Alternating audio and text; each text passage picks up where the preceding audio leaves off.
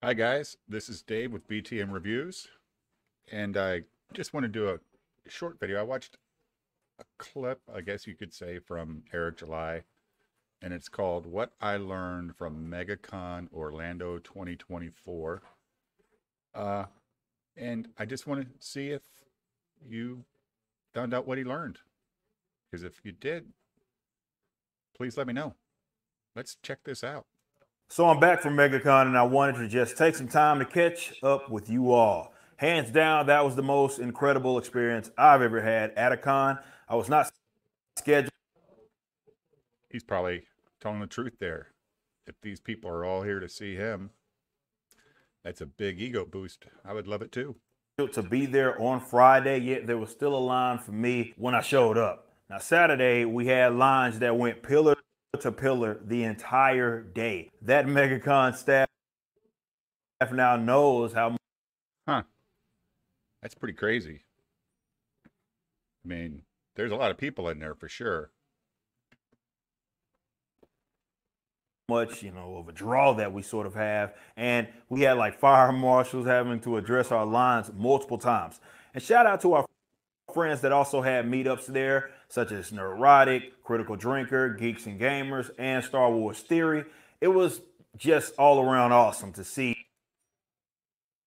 It's just like, why are they all in his booth? I don't, I know it's the fellowship and all that good stuff, but I guess maybe they're not big enough to get their own booth, or maybe he needed them to be part of the booth to get it. It just seems weird that they all need to be there to make Ripaverse a thing. Maybe I'm being too harsh, but that's kind of how I see it.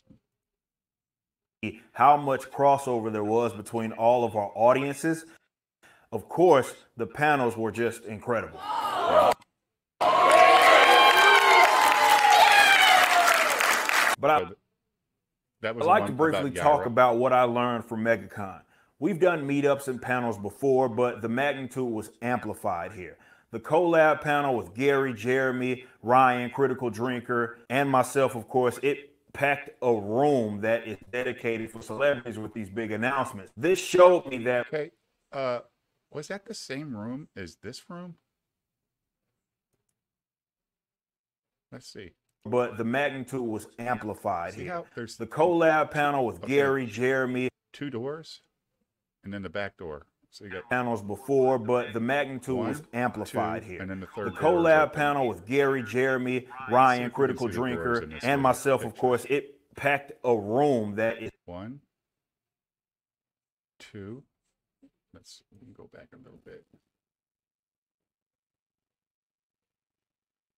And myself, of course, it packed a 1, 2 room that is dedicated for celebrities with these big announcements. This showed me that what we do, it's resonated with so many people. This audience, we still sort of underestimated, and the audience is actually growing as well. As for the Ripaverse, this was our first big con with a designated booth, and what a way to set the tone. The Saskas had lines, Mike Barron had lines, so did I. Hearing the live feedback on our books. If you didn't have a line, that'd be pretty embarrassing, Eric. Come on, buddy. Don't act surprised. And seeing the excitement that people have for the upcoming ones, it's such a special feeling. I came out of this con motivated as ever, and it's all due to the fans. It even more so puts things into perspective. So we're a minute 45 in of a 4-minute 16 video, and I haven't heard him say what he's actually learned yet. So let's see. We are a fan-driven company, and we are nothing without you, which is why I prioritize trying to get to it's PTP. All right, con to con. Everybody. I'll sign as many books and take as many pictures as I can. One thing I've learned with this year's Megacon is just how many young people are fans of the Ripaverse. So there's the first thing we've learned from this year's Megacon is how many young people are into the Ripaverse. All right. One thing we've learned so far.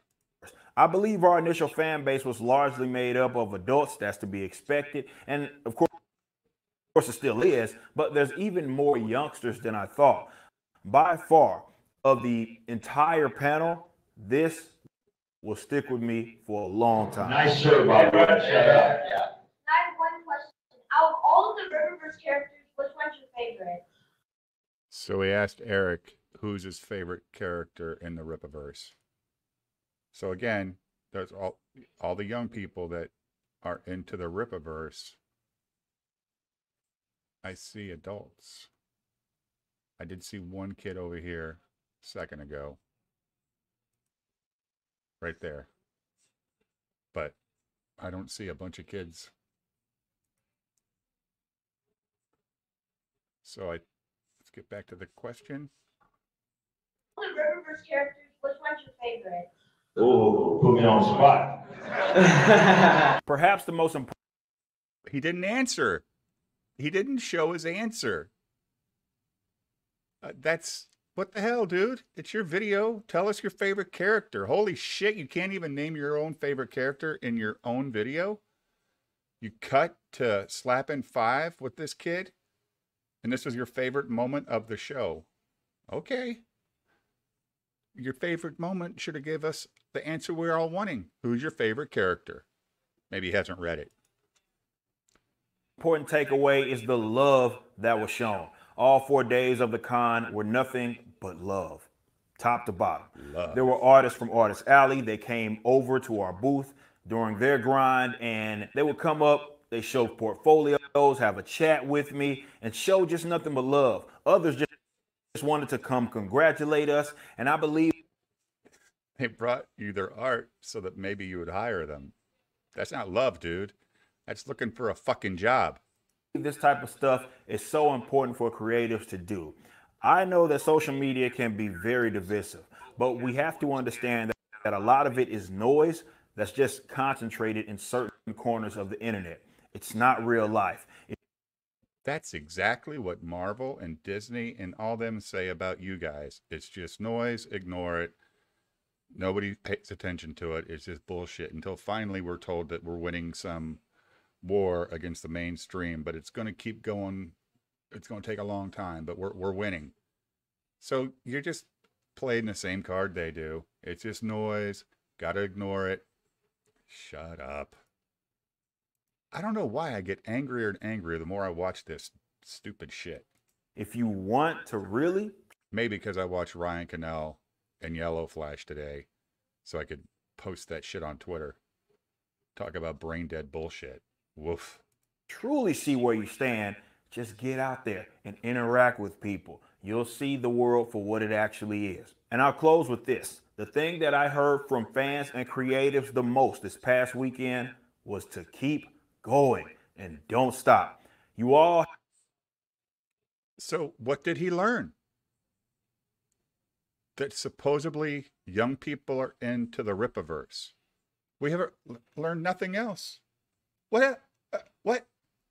Have my word that we won't, and we're just... God damn it, he's not going to stop making these books. He's just getting started. Yikes. Getting started. I look forward to more cons and getting out to meet with the people that changed my life, and that's the fans. But I also have to give a big shout out to my team that really held it down this weekend. Brandon. Oh, fucking who cares? My God. So he goes to a con, bunch of people walk up to him, they buy his books and all that stuff, and that's fantastic. Nothing wrong with that.